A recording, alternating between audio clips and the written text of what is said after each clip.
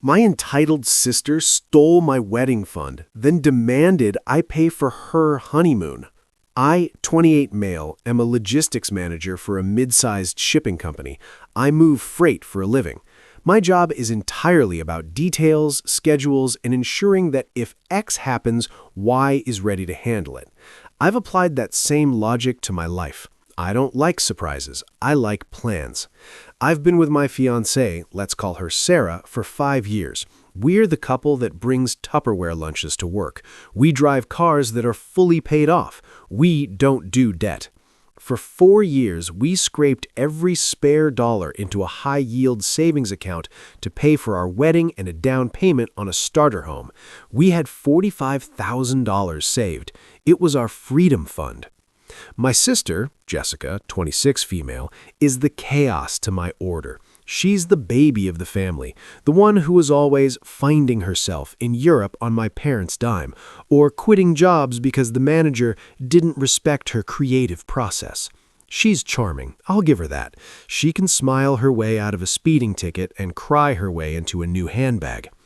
My parents have spent her entire life shielding her from consequences.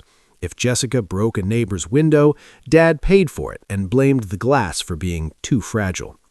The explosion started on a Tuesday, a mundane, boring Tuesday. I was at my desk, finalizing a contract with a caterer for our wedding, which was scheduled for 6 months out. I logged into the dedicated savings account to wire the deposit. I stared at the screen. I refreshed the page. I checked the Wi-Fi connection. Balance? $42.18. My stomach dropped so hard I felt it in my knees. I clicked on transaction history. It was a bloodbath. Over the last 3 weeks, there had been a series of massive transfers. $5,000 to Luxe Venues, $8,000 to Dream Dress Boutique, $12,000 to a travel agency, and a final sweep of $20,000 to a personal checking account I recognized. It was Jessica's account. I didn't scream. I didn't cry. I went cold. This wasn't a hack. This was authorized. I called the bank immediately. The fraud department representative, a calm woman named Brenda, pulled up the logs. Sir, these transfers were initiated via online banking using the correct username, password, and two-factor authentication code sent to the file's secondary phone number. Secondary phone number? Then it clicked. A memory from when I was 16. I had opened my first student checking account with my mother as a co-signer. Over the years, I had converted it to a high-yield savings account, but I had never formally removed her name because, frankly, I forgot she was on it. She never touched it. I trusted her. I hung up and drove straight to my parents' house. I didn't call. I didn't want to give them time to come up with a story. I walked in. My mother was in the living room flipping through a bridal magazine. Jessica was there, looking radiant, holding fabric swatches. "We need to talk," I said. My voice sounded strange to my own ears, flat, mechanical. Mom looked up, smiling. "Oh, honey, look at these colors for Jessica's bridesmaids. We were thinking—" I interrupted. "Where is my money?" The room went silent. Jessica didn't look surprised. She looked annoyed. She set down the swatches and sighed, rolling her eyes. "Okay, don't be dramatic," Jessica said. "It's not gone. It's just reallocated." Reallocated? I stepped closer. "You stole $45,000 from my wedding fund." "Borrowed," Mom interjected quickly, standing up to block my view of Jessica. "She borrowed it, sweetie. Jessica's venue required a larger deposit than we expected, and her fiancé, well, you know he's between jobs right now. We couldn't let her lose the date. It's the Royal Garden. There's a 2-year wait list." I looked at my mother. "You gave her my login?"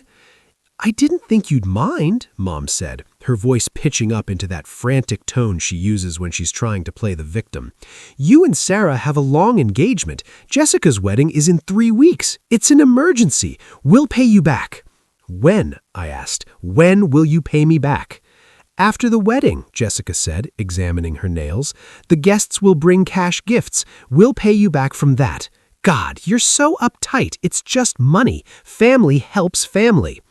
That money took 4 years to save. Sarah and I ate rice and beans for 4 years. That isn't just money. It's our house. It's our life.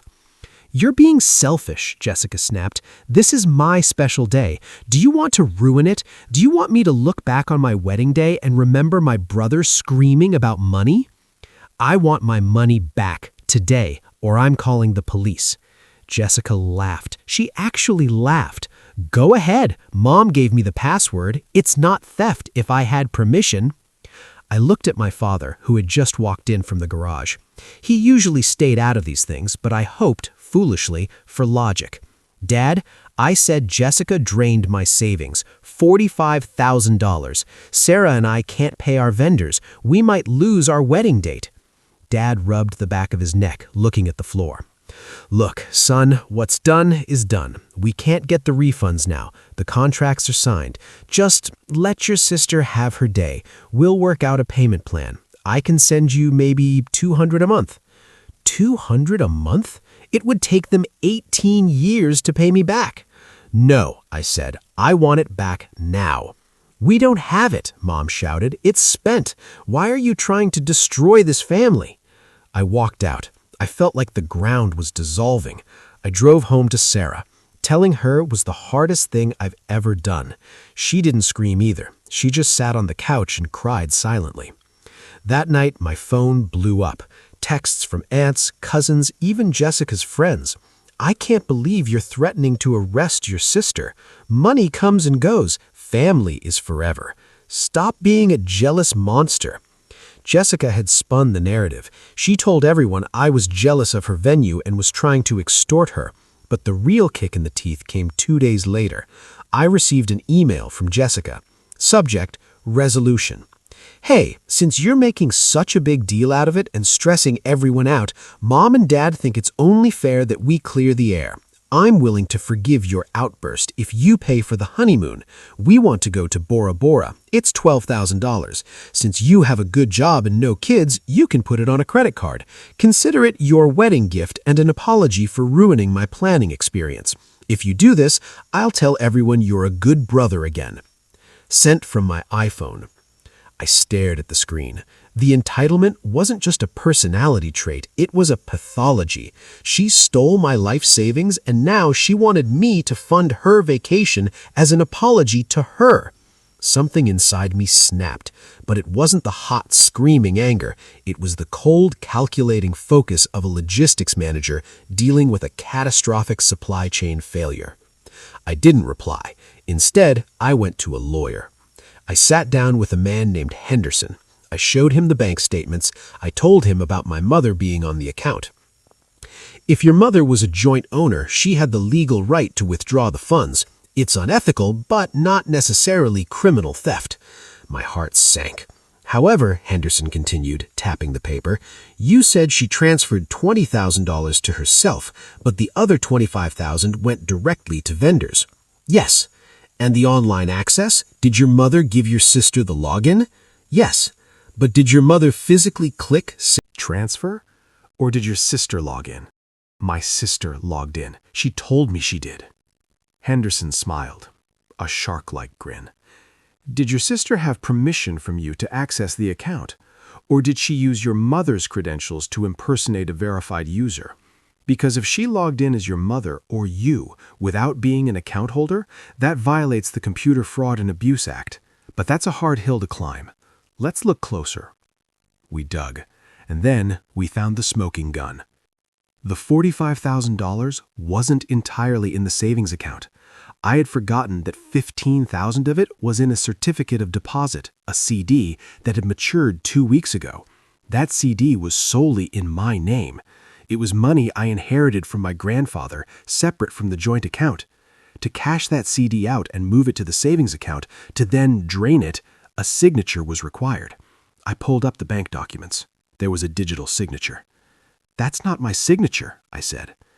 And your sister wasn't on this CD. No, just me. Then whoever moved that money committed felony forgery and identity theft, Henderson said. And since they used the internet to move the funds across banking institutions, it's wire fraud. I knew exactly what happened. Jessica knew my passwords. She knew my security questions. Mother's maiden name, first pet, easy for a sister. She had logged in, electronically signed as me, cashed the CD, moved it to the joint savings, and then drained it. "Here is your choice," Henderson said. "If you report this as fraud to the bank, they will investigate. They will see the IP address came from your sister's house or phone. They will require a police report to reimburse you. Once that report is filed, the district attorney takes over. You cannot stop the train." "Do it," I said. "It will ruin her wedding," he warned. "She ruined mine," I replied. I filed the police report that afternoon. I submitted the affidavit of forgery to the bank. The bank froze the accounts involved in the fraud for investigation. This is where the tight pacing of the universe aligned perfectly. Jessica's wedding was in 4 days. I kept my mouth shut. I didn't text back. I let them think I was beaten. I even sent a short text to Mom. "I'm looking into the honeymoon request. I just need time." It was a lie, but it bought me silence. The fallout began on the morning of her rehearsal dinner. The bank, acting on the fraud report, reversed the unauthorized transfers. This is standard procedure when identity theft is confirmed. They clawed the money back from the receiving accounts. The Bridal Bliss Boutique got a notification that the $8,000 payment for the custom dress was reversed. The Luxe venue saw their $5,000 deposit disappear. The travel agency lost their $12,000. I was sitting at home with Sarah drinking a beer when my phone rang. It was Dad. "What did you do?" he whispered. He sounded terrified. "I reported the identity theft, Dad, like I said I would." "The police are here," he choked out. "They're at the rehearsal dinner. They're asking for Jessica." "Put her on," I said. There was fumbling, and then Jessica's voice screaming. She wasn't using words, just shrieking. Finally, she formed a sentence. "You canceled the checks. The venue manager is kicking us out. They're taking the food away." "I didn't cancel anything," I said calmly. "The bank recovered stolen funds. That money wasn't yours, Jessica. It was evidence." "You fix this! Pay them again right now! The police are asking me about a CD? What did you tell them?" "I told them the truth, that someone forged my signature to liquidate a federal banking instrument. That's a felony, Jess, up to 20 years. I'm your sister, and I'm the guy whose wedding fund you stole. By the way, no on the honeymoon. I'm using that money for a lawyer." I hung up. Here is the interconnected, surprising plot twist I promised. I thought the police were just there for the money. Turns out, Jessica had been busy. When the police ran her name because of my report, a warrant popped up from a neighboring state. Jessica had borrowed the identity of her college roommate 3 years ago to open credit cards. She had skipped out on $30,000 of debt. She had been dodging court summonses for months. My police report linked her current address to her alias. I didn't just ruin her wedding, I led the cops right to a fugitive. The wedding didn't happen, obviously. The venue locked the doors when the payment reversed. The caterer, who hadn't been paid the final installment yet, which she was planning to use my honeymoon money for, packed up the truck. Jessica was arrested at the rehearsal dinner in front of her fiancé's entire family. The fallout was nuclear. My parents are facing potential charges for being accessories, though it's unlikely to stick since they didn't do the digital forgery. But financially, they are ruined. They had co-signed for Jessica's other loans I didn't know about. With her in jail, the creditors came for them. They had to refinance their house to pay for her bail and legal defense. Jessica is currently out on bail, awaiting trial for identity theft, wire fraud, and grand larceny. Her fiancé dumped her. Turns out, he didn't know about the criminal history or the theft. He thought her parents were paying for everything. When he found out she stole from me, he walked. He sent me a text apologizing, which was decent of him. Sarah and I got our money back. The bank insurance covered the loss because it was proven fraud. We changed our venue to a smaller, more intimate place, mostly because we didn't want the drama of a big event anymore. My parents call me every day. They leave voicemails calling me a traitor and saying I chose money over blood. I finally answered one yesterday. "I didn't choose money," I told my mother. "I chose self-respect. You raised a thief and you handed her the keys to my life. If you want to talk to me, you can talk to my lawyer." I blocked them. It's been 3 months. The silence is peaceful. I used to think family were the people you were born with, the people who sat at the dinner table. Now I realize family are the people who respect you enough not to rob you blind and then ask you to pay for the getaway car. I'm still dealing with the credit bureau to clean up the inquiries, and I have to testify against my sister next month. It's not a happy ending. It sucks. But when I look at my bank account and I see the money for our future sitting there, safe and secure, I sleep just fine. The entitlement of a narcissist is a bottomless pit. If you don't cut the rope, they'll pull you down with them. If you like stories about justice served cold and sisters served with subpoenas, hit that subscribe button. It's cheaper than a bail bond and way more entertaining.